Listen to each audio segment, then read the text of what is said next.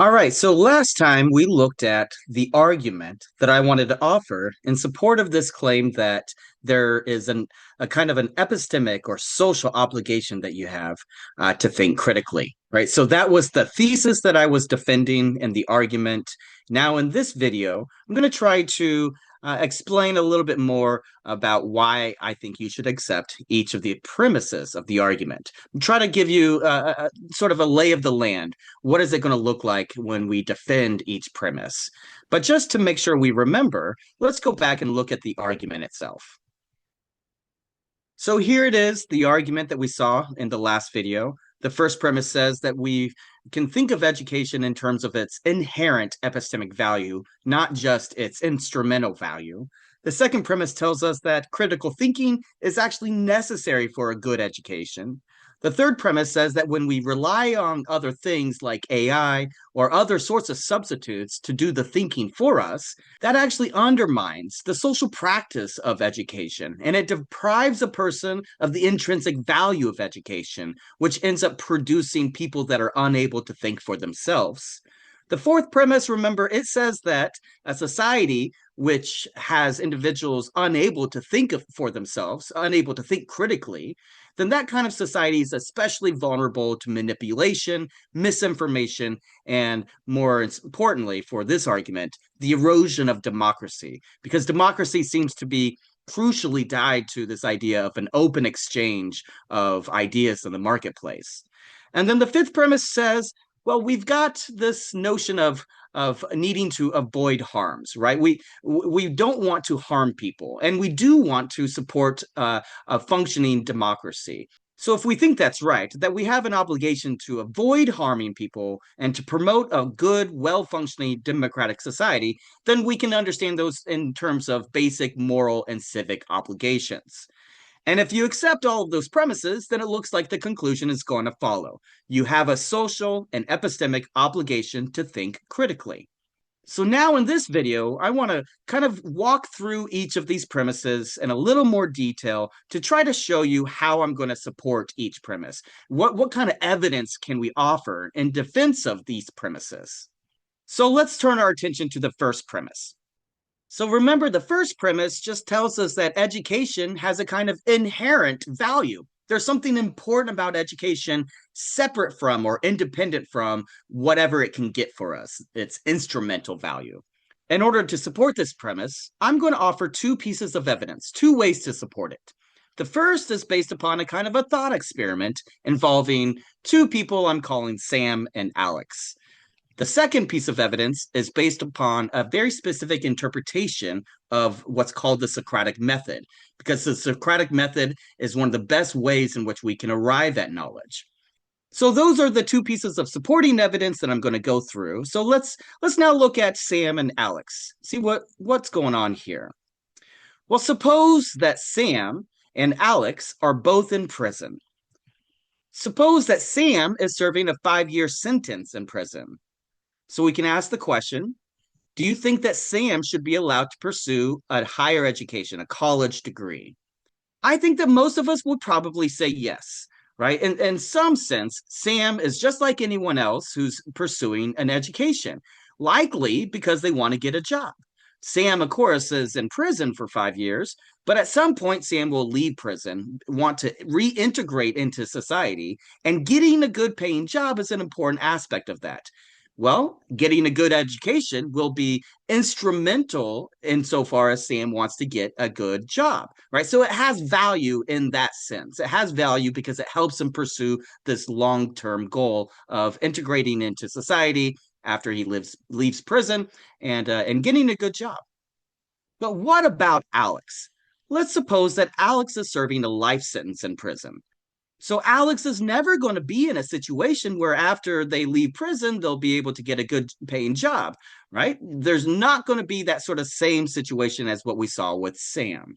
But we still might ask, does Alex deserve to pursue a college education, right? Is this something that we think Alex should have available to them? Well, maybe you would say yes, but likely at least some of you will say no. And my guess is that if you say no, Alex should not be able to pursue an education, That probably has to do with the fact that they're in prison for a life sentence, that they're never going to be in a situation where they are reintegrated into society and they need a good paying job. But if you said yes, if you think that Alex does still deserve to pursue a good college education, it's probably because of some inherent value that you think is attached to the education, independent of any instrumental good or value that's associated with it. So I think when we consider these two situations, we can see what that tells us about the value of education, right? Sam and Alex, these two situations tells us that, well, if Alex should be able to pursue the education, even though he's never going to get a job outside of prison or contribute to society in that sort of way, then you likely think that there is an inherent value to education, something that's good in and of itself, irregardless of how that education is being used later on in Alex's life. And if that's the case, if you have that intuition, then you probably think that there is a value associated with education independent of its instrumental value. Or another way of putting that is education is not simply about getting a good job. Now, that's not to deny that it does have that value. It certainly does have that value. But the question is whether that's the only value it has, or whether there's other kind of value that we can associate with a college education. So that was the first piece of evidence. Now let's turn to the second piece of evidence, what I'm calling the Socratic method. Now, there's lots of different ways to understand and interpret what the Socratic method actually amounts to. In a lot of ways, it has to do with just asking deep, probing questions, which is exactly what Socrates does in the Platonic dialogues. But I want to give a specific way of understanding this method. I'm going to provide for you a video that helps spell this out in a little more detail, but let's just kind of make sense of this at the very beginning. So let's begin by assuming something that I think all of us will agree on. Let's assume that we are aiming at knowledge. There's an important aspect of education where we're trying to gain knowledge. Well, if that's true, if we're aiming at knowledge, it looks like we've got two different rules that we're going to have to follow. One rule tells us that we should hold true beliefs, right? That's a goal of ours, that we want to believe true things. The second rule tells us that we should avoid falsehoods, right? We don't want to believe things if they're false, right? That's just a part of what it means to try to gain knowledge. We want true beliefs and we want to avoid falsehoods. Now, you might think that these are just kind of two ways of saying the same thing or two sides of the same coin, but maybe it's not, right? It's not immediately clear that we can actually follow both rules at the same time. So let me try to explain what I mean by that. Well, if we begin by looking at the first rule, it tells us that we should pretty much believe everything. It tells us that we should believe things as long as it seems plausible. Unless if we have some really clear reason to not to believe it, we should just go ahead and believe it because that's going to allow us to get through the world and that allows us to get most of the things done that we want to do. So believe everything as long as it seems plausible. But that rule is too permissive. It's going to allow us to believe too many things, including false beliefs, right? So rule one, believe everything, is too permissive. We will end up believing things that are false, which we want to avoid. In fact, that's the second rule. The second rule looks like it's going to tell us not to believe anything, right? We're going to end up in a place of kind of either some sort of agnosticism, or we're just going to simply withhold judgment until we have certainty. And that rarely happens, right? So if we're withholding belief, unless if we've got some guarantee of certainty, then that's too restrictive. It leaves us with basically no beliefs at all. So on the first rule, we have too many beliefs. Some of them are going to be false. And on the second rule, we end up with basically no beliefs. So it's not clear that we can actually follow both rules at the same time. Rather, it looks like both rules are going to lead to a kind of paralysis where we don't have any knowledge. It leads to a kind of skepticism. Indeed, if we look at each rule individually, it also is problematic, right? The first rule is way too easy. We have a kind of easy belief. And the second rule is way too radical. It tells us basically don't believe anything. So once again, it looks like we don't get knowledge. And if these rules are derived from the fact that we're trying to gain knowledge, yet it delivers the fact that we have to be skeptical and we don't get any knowledge, then that looks really problematic. So, what should we do? Well, that's where the Socratic method comes into play. The Socratic method allows us to work together in a community. We're working on an epistemic project together rather than individually. And this is sometimes called an adversarial approach to knowledge. What that basically means is that we have an epistemic division of labor, where some people are working on rule number one and other people are working on rule number two. It's adversarial because these are, in some sense, in tension with each other, but we can divide the labor up so we're not forced to work on both rules at the same time. But that only happens in a community. That only happens in cooperation with each other, where each person is able to, consider the different challenges that they have to face, defend different views, refine different claims, and work collectively to make progress, even though individually we may stumble at times. So why does this view of the Socratic method matter, right? What does it tell us about education? Well, again, remember that we're thinking of education not merely as a kind of a means to an end. We're not thinking about it just in terms of, person A getting a job or person B, getting, a further advance in their career, right? It does have that value, right? I'm not trying to deny that, but that's not the only aspect to what a good education is. Education itself is constituted by the practice of asking questions, of going through the process of examining one's beliefs, refining one's beliefs. It's this activity itself, which is very jarring. It's this activity that allows us to avoid the kind of paralysis that we saw before when we are forced to try to follow both rules at the same time individually. So, in a very real sense, then, education is a kind of living embodiment of the Socratic method. It's the living form of what the Socratic method tells us.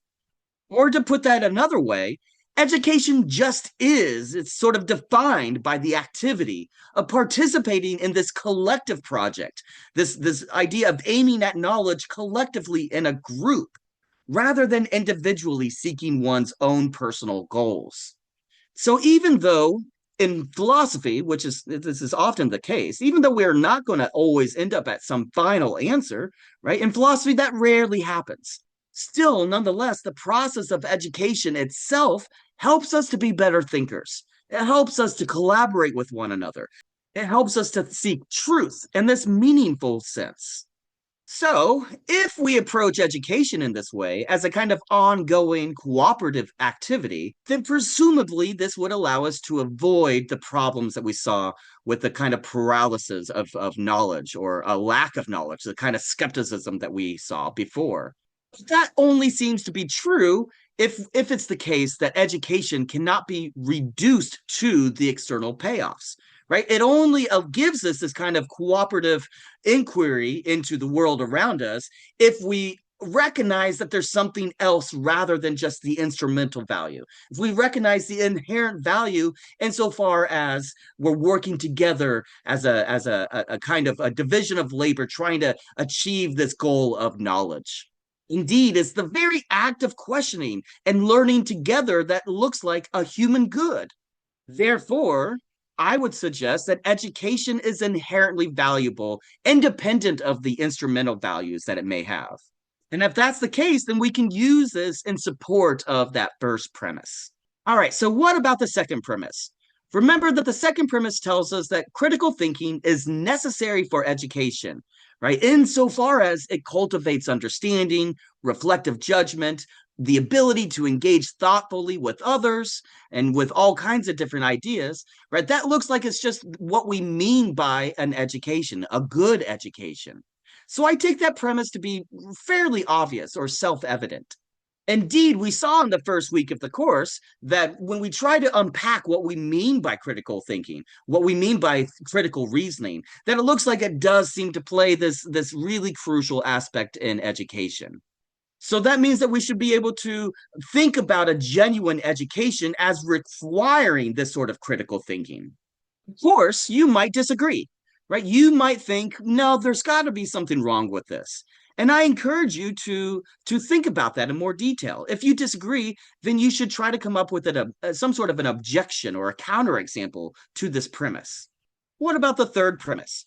Remember, it says that when we rely upon things like AI or other kinds of substitutes for thinking, right, when we outsource our thinking to something else, well, then that actually undermines critical thinking, insofar as this is a social practice and it deprives individuals of the kind of inherent value that we just saw is attached to education, which ends up producing people that are unable to think for themselves.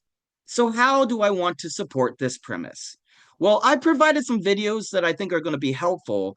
Primarily, the one piece of evidence I think is going to be really helpful is this MIT study that was recently done that seems to show that AI actually is really detrimental for thinking.